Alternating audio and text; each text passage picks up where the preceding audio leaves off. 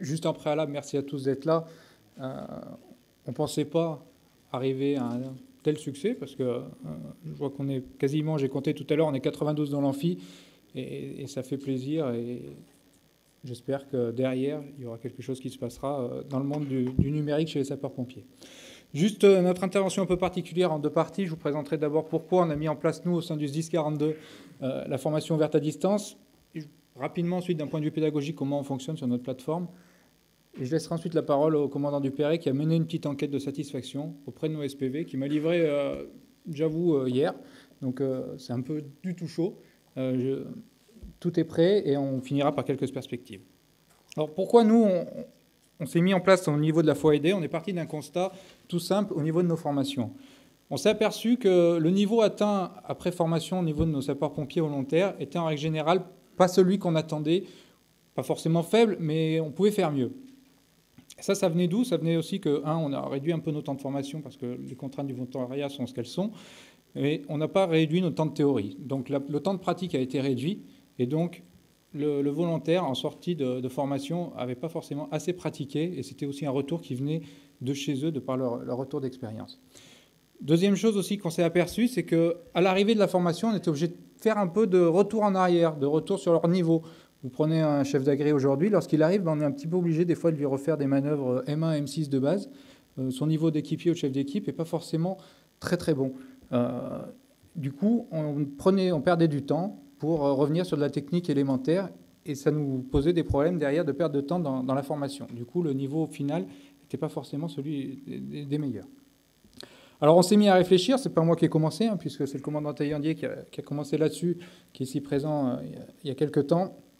Tout simplement, la chose qu'il ne fallait pas oublier, c'est qu'on pouvait bien sûr, il aurait été trop facile de rajouter des temps de formation, mais ça c'était impossible compte tenu du volontariat. Alors la solution qu'ils ont trouvée, c'est quoi? C'est tout simplement, on va mettre en place de la formation ouverte à distance pour pallier à tout ça. Alors, qu'est-ce qu'il fallait? C'était quoi les objectifs? Tout simplement, les parties théoriques. On en a parlé un petit peu tout à l'heure. Notre collègue en a parlé juste avant. La partie théorique, on allait la passer en FOAD de manière à derrière redonner du temps à la pratique, ce qui allait nous permettre de pratiquer plus pour avoir un meilleur niveau. Ensuite, sur la partie préparation en amont de la formation, on s'est dit, pour qu'ils viennent au stage, avant, on va les faire réviser. Et avant, on va les faire réviser sur leur niveau, par exemple, d'équipier, leur niveau N, pas leur niveau N+1 pour lequel ils viennent, mais on va les faire réviser sur leur niveau N pour qu'au niveau technique, on embraye directement et que ce qu'on veuille faire, ça marche direct. Donc là-dessus, on a mis en place. Et enfin, une partie qu'on a mis en place en même temps, qui sera développée par derrière, qui a plus été développée au niveau du 1069, le lieutenant Gras vous en parlera après. On a mis en place une ressource pédagogique accessible à tout le monde et de manière à ce que nos ressources puissent être partagées et accessibles par tout le monde. Donc du coup, ça a commencé fin 2007, ils sont penchés sur le sujet. Et en 2008, on a lancé notre première formation à distance sous Spiral. À l'époque, on a fait les premières préparations au monitorat de secourisme. Donc ce qui nous permettait tout simplement au début, de leur permettre à ceux qui préparent le moniteur de secourisme de réviser tous les gestes techniques via la formation à distance.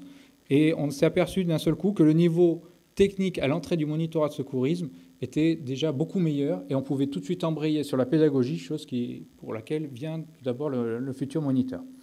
On est passé en 2012 sous une nouvelle version de Spiral, qui est la version Spiral Connect, qui elle est beaucoup plus aujourd'hui intuitive, plus facile d'utilisation, et où nos stagiaires se retrouvent un petit peu plus. On avait une version 2008 qui était assez complexe, fallait être un peu féru d'informatique, et du coup la nouvelle version est beaucoup plus aisée.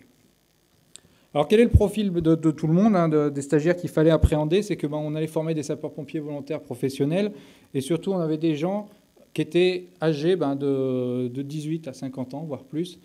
Et du coup, le problème de tout ça, c'est que tout le monde ne pratique pas régulièrement l'informatique ou n'est pas forcément aisé avec l'informatique. Et tout le monde n'a pas ne serait-ce qu'un PC chez lui, notamment dans le monde du volontariat, y compris même chez les sapeurs-pompiers professionnels. Là-dessus, c'est bien tombé, puisque le 1042 a développé à ce moment-là l'intranet et a fourni dans tous les centres de secours volontaires un PC qui permettait d'accéder à l'intranet. Bonne pioche, on s'est dit, en même temps, on va configurer les PC pour la FOAD, et comme ça, on avait résolu le problème de l'accès à l'intranet et à la formation ouverte à distance pour tous les sapeurs-pompiers volontaires. Alors aujourd'hui, qu'est-ce qu'on fait? On fait de la formation initiale de sapeurs-pompiers volontaires, de la formation d'avancement de sapeurs-pompiers volontaires, de la préparation à des tests d'évaluation de connaissances et d'une sorte de prérequis, c'est ce qu'on appelle, de manière à les faire réviser sur le niveau N avant d'attaquer leur formation N+1. Et on fait quelques stages à des préparations de spécialité, comme je venais de vous évoquer, comme le monitorat ou les formateurs de coding, des choses qu'on a mis en place chez nous. Voilà. Comment ça se passe, notre plateforme de formation? On retrouve une plateforme qui a un environnement assez simplifié, avec sous forme d'icônes, où chaque icône présente tout simplement un module. Donc la personne va venir cliquer sur son module de la formation initiale.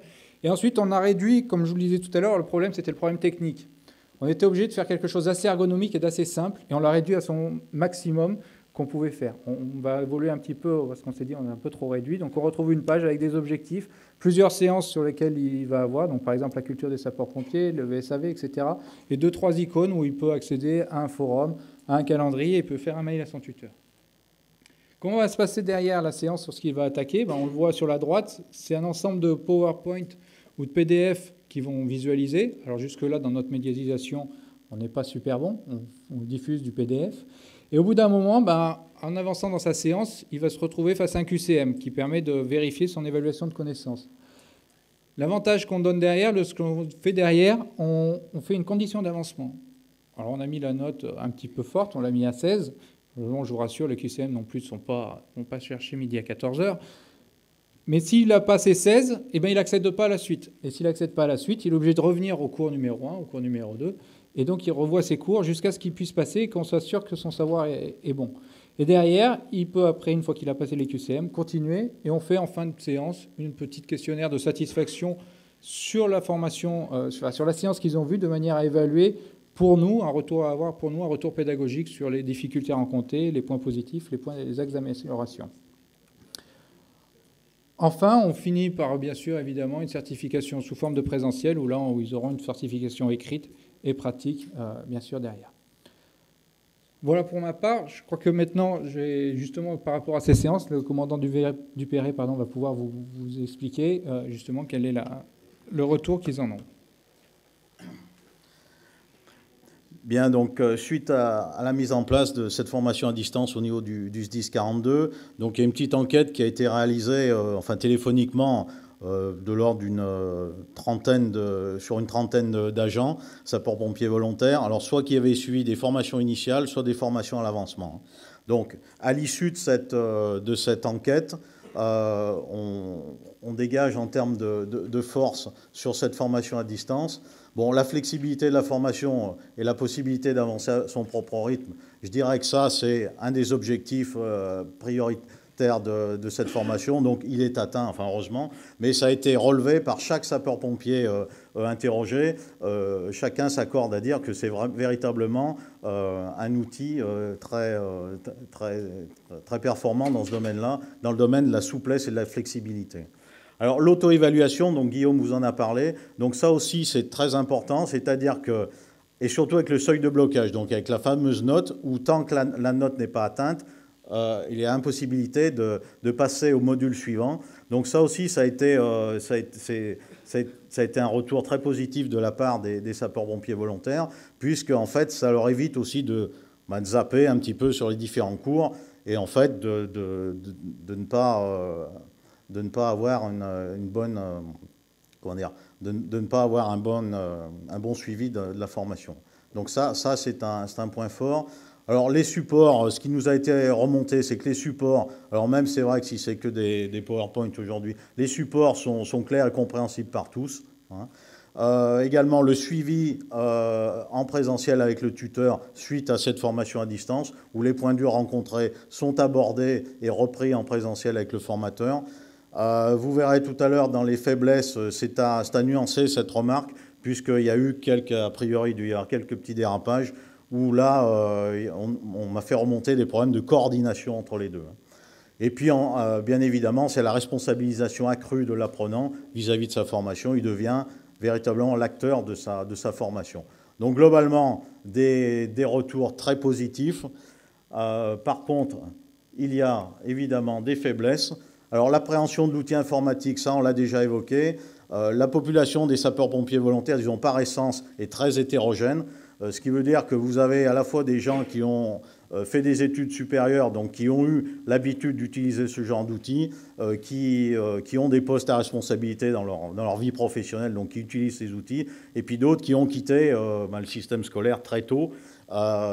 Et puis, il y a toutes les générations sont représentées. Donc, il y a, alors, pour la formation initiale qui concerne à 99% des gens jeunes, il n'y a pas de souci, hein. Tous les retours sont positifs. Par contre, quand on passe aux formations à l'avancement, c'est vrai que le fait d'avoir à naviguer sur un site, ça peut poser certains problèmes à certaines personnes.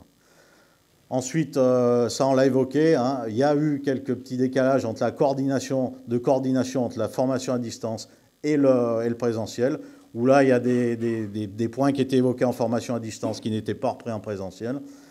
Ça c'est une possibilité qui a été le point suivant, qui a été évoqué. Il y a quelques agents qui demandent la possibilité d'échanges interactifs avec les apprenants connectés sur le même module, de manière à globalement recréer un petit peu l'ambiance du cours, hein, de manière à ce que les gens puissent échanger entre eux lorsqu'ils sont connectés.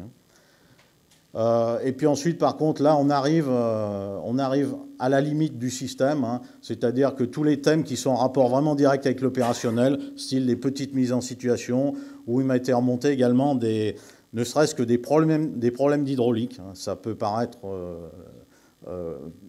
bénin, mais vous avez des gens qui disons, seuls devant un ordinateur, ont énormément de difficultés à résoudre ces problèmes-là, et il faut impérativement le présentiel avec le formateur qui les aide et qui corrige en même temps. Voilà. Ensuite, en synthèse, donc là, on peut dire que pour la majorité des sapeurs-pompiers interrogés, donc c'est un excellent outil qui limite la sollicitation des sapeurs-pompiers volontaires sans pour autant dégrader évidemment le niveau de formation.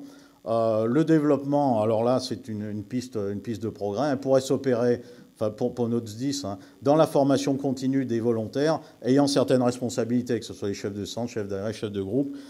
Notamment, on a, enfin, comme dans tous les SDIS, des instructions opérationnelles et tout un tas d'autres documents qui sont édités en cours d'année. C'est vrai qu'ils sont en lecture sur le site intranet, mais on n'est jamais certain qu'ils soient distillés jusqu'au plus bas des agents. Et la mise en ligne, la mise en formation de ces instructions pourrait permettre à chacun de bien les intégrer. Voilà. Bien, merci Bruno. Justement, en parlant de tout ça, quelles sont demain nos perspectives d'évolution? Je crois que ce qu'a fait remonter Bruno, je te disais tout à l'heure, je l'ai eu hier soir à chaud, et finalement ce que j'avais prévu, on a fait un peu notre présentation séparée. Je crois que je vais répondre un peu à tes questions. La première chose, c'est qu'on est arrivé dans un moment donné où maintenant il faut qu'on se mette à scénariser nos FWAD, où on n'était pas bon dans notre scénario. Alors comment on fait? On se prépare, on se forme tout simplement au e-learning, on trouve des formations qui peuvent exister sur le marché ou ailleurs, ou par des MOOC, et on se met à se former, et on s'aperçoit qu'à ce moment-là, le e-learning, c'est de la formation, proprement dite. C'est pas rester derrière un écran et faire de la formation. On peut créer des interactions, on peut faire des vrais scénarios pédagogiques, de manière à faire quelque chose derrière. Justement, on va essayer demain de faire des séances d'interaction parce qu'aujourd'hui, on est face à un étudiant ou un apprenant qui est tout seul derrière son PC et puis qui se retrouve à un moment donné en groupe, en présentiel, et puis qui ne revoit plus quand il rentre chez lui les autres. Il est tout seul. Demain, on va essayer de faire ça, de faire du e-learning avec des séances d'interaction. Il faudra que ça passe, et le commandant Weiss en a parlé tout à l'heure, la clé de voûte du e-learning, c'est sans doute le tutorat. Sans tuteur, ça ne sert à rien. Et un tuteur, ce n'est pas un tuteur pour 30, comme on peut le voir dans certaines préparations à des concours, mais c'est plutôt un tuteur pour 12, c'est un minima, c'est plutôt même un tuteur pour 6 quand c'est possible. Donc ça, demain, il faut qu'on tende vers ça, et avec des tuteurs qui soient motivés et qui soient capables derrière d'apporter des points de vue pédagogiques à tout ça. Et puis, pour continuer à motiver nos étudiants, faut qu'on arrête peut-être avec les PowerPoint ou les PDF et qu'on aille vers des médias un peu meilleurs. Alors, il y a l'anatomie 3D, il y a d'autres choses, hein, il y a des vidéos, il y a du flash, on peut créer des choses. Et avec ça, demain, on arrivera à motiver, à captiver un peu plus demain nos étudiants. Alors, je vais juste vous montrer si ça veut bien marcher rapidement, ce qu'on a prévu sur la formation, par exemple, des chefs d'agri une équipe, où demain on arrivait à faire un vrai scénario qui va se passer, où on va faire quelque chose d'un peu concret. Bizarrement, on va faire du management avec le e-learning. Pourquoi pas? Pourquoi pas on ne ferait pas du management? Et bien, tout simplement, on va donner des objectifs de formation, on va leur donner des documents. Alors, ils les consultent, ils ne les consultent pas. On leur donne des documents, ils peuvent avoir le règlement intérieur du SDIS, des décrets, etc. Et puis là, ils vont se constituer des groupes, tout simplement. Ils vont constituer des groupes. Avant, ils ont une petite activité où ils remplissent un wiki, où ils se mettent par groupe. Et à travers ces documents, derrière, ils vont visualiser des vidéos. Alors, ici, on est en train de concevoir une vidéo où vous voyez la vidéo de la manœuvre du dimanche matin, où il y a le formateur qui est là, et puis il voit arriver le gars un peu à la bourre, mal rasé, la chemise ouverte, un t-shirt blanc, voilà, bon, des choses qui arrivent régulièrement pas, mais qui cette fois arrivent, et la veste ouverte, et puis la vidéo s'arrête et vous pose la question, comment est-ce que je réagirais? À vous ensuite de remplir tout simplement un petit forum, où chacun va remplir son forum, et ensuite derrière ils devront se réunir avec le groupe et construire un petit wiki de manière collégiale, de façon à répondre à des petites interrogations qu'on leur pose. Jusqu'à arriver à rédiger un compte-rendu conformément aux règles rédactionnelles d'un compte-rendu qu'ils pourront trouver à gauche et à droite, à eux de chercher et de trouver avec les documents qu'on leur met à disposition. Voilà. Et ensuite, on publiera les documents en ligne pour tout le monde pour réunir les deux groupes. Voilà. Donc pourquoi ne pas faire du management en e-learning? Pour conclure, qu'est-ce que je voulais vous dire avec tout ça? C'est que je crois qu'on a adapté, on peut aujourd'hui adapter un outil qui au départ est scolaire, on peut l'adapter au fonctionnement d'un SDIS. Je crois que le monde professionnel s'y met de plus en plus, et c'est vraiment un outil qui demain va nous aider beaucoup, à la fois pour le monde volontaire, à la fois pour le monde professionnel. Le commandant Weiss l'a dit aussi, je crois que dans la réforme qui nous arrive en pleine tronche aujourd'hui, il y a besoin la FOID va répondre à beaucoup de choses au niveau de cette réforme. Les possibilités de fonctionnement sont étendues, sont infinies. On peut tout faire. On peut faire de l'interaction, on ne peut pas en faire. On peut diffuser du PDF, du média, ce que vous voulez. Nous, on est arrivé, par exemple, à aujourd'hui faire un livret d'accueil numérique pour nos sapeurs-pompiers volontaires ou personnels de SDIS qui auront accès à travers la FOID à ce livret d'accueil pour leur démontrer leur environnement. Et puis, je crois que ce qu'il faut retenir, c'est qu'il y a une nécessité de scénariser nos formations hybrides et pas de scénariser d'un côté notre présentiel et de l'autre côté d'avoir quelqu'un qui conçoit en e-learning. Parce que si les deux sont pas regroupés à un moment donné, on n'arrive pas à quelque chose. Et je crois que c'est ce point de faiblesse-là, demain, il faut qu'on arrive à le corriger. C'est que la formation aujourd'hui, elle est hybride. Marcel Lebrun nous en parlera ce soir. Et les deux se construisent en même temps. Voilà. Merci à vous.